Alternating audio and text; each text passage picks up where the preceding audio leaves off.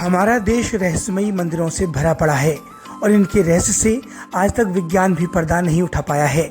ऐसा ही एक मंदिर है बीकानेर से 30 किलोमीटर की दूरी पर बसा करणी माता का मंदिर।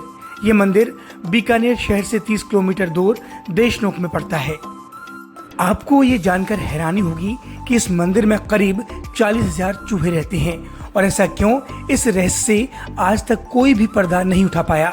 हालांकि कई स्थानीय 25,000 संख्या बताते हैं और कई स्थानीय लोग इन चूहों की संख्या 40,000 बताते हैं। खास बात यह है कि इतने सारे चूहे होने के बावजूद भी इस मंदिर से बदबू नहीं आती और इसके अलावा यहाँ किसी प्रकार की कोई बीमारी भी नहीं फैलती।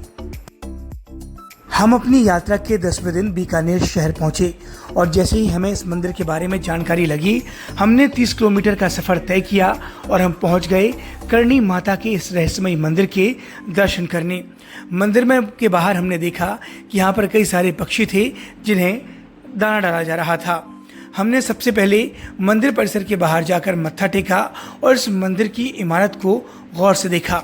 कहा जाता है कि इस मंदिर का निर्माण बीकानेर रियासत के महाराजा गंगा सिंह ने करवाया था।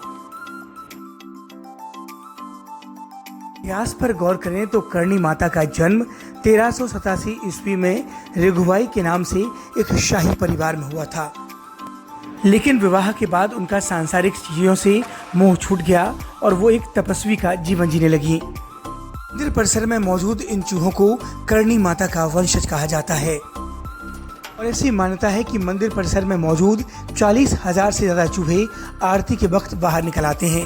हमने भी इन चूहों को दाना डाला और इनसे दोस्ती करने की कोशिश करी।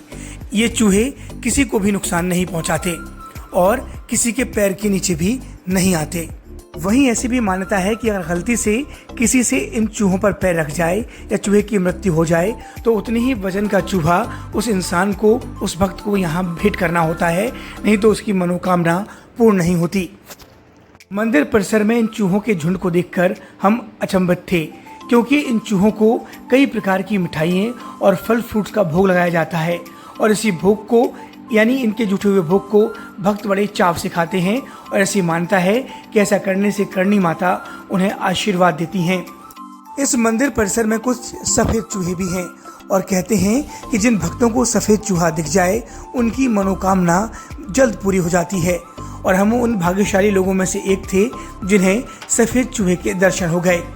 जब हमारे साथ इस तरह का वाकया हुआ तो हमने माता रानी को प्रणाम किया और अपनी 21,000 किलोमीटर की साइकिल यात्रा के लिए आशीर्वाद मांगा, शक्ति मांगी और निकल पड़े अपने सफर पर आगे।